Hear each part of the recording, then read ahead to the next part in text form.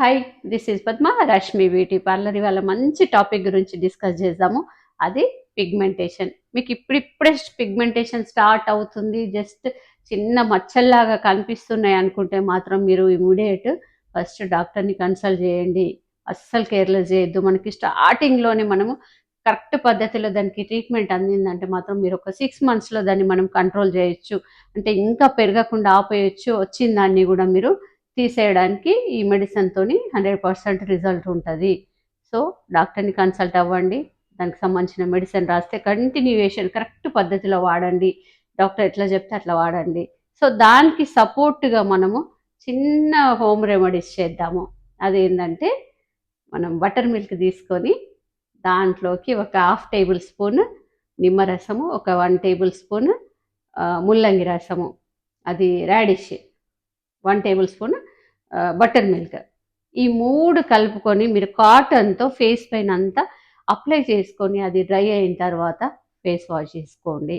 So ఇట్లాంటివి మనం దానికి సపోర్ట్ చేస్తూ ఉండాలి. స్కిన్కి చేస్తేనే పిగ్మెంటేషన్ పెరగకుండా ఉంటుంది. అది రావడానికి కూడా చాలా రీజన్స్ ఉంటాయి. పిగ్మెంటేషన్ రావడానికి కూడా అది చెప్పడానికి ఉంటుంది. దానికి అంత ప్రాబ్లం క్రియేట్ చేస్తుంది. మచ్చలాగా ఫామ్ అయిపోయిందంటే దాన్ని పోడగొట్టడానికి మనం ఎన్ని కష్టాలు పడుతుంటామో.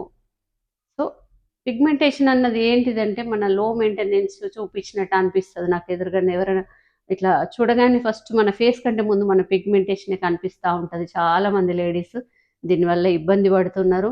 సో డాక్టర్ ట్రీట్మెంట్ తీసుకుంటున్నాము, మాకు పోతు లేదన్నది అదొక్కటే మీరు అనుకుంటున్నారు, కానీ ఖచ్చితంగా అది పోవడానికి లాంగ్ టైమే పడుతుంది. అదొక్కటి ఆలోచించండి. మీరు ఇట్లా పెట్టగానే అట్లా పోదు పిగ్మెంటేషన్. అందుకని స్టార్ట్ అవుతుంది, జస్ట్ మీకు ఇట్లా మచ్చల్లాగా ఉన్నాయి అనుకున్నప్పుడే మీరు ట్రీట్మెంట్ దానికి కంటిన్యూయేషన్ చేస్తూ ఉండండి.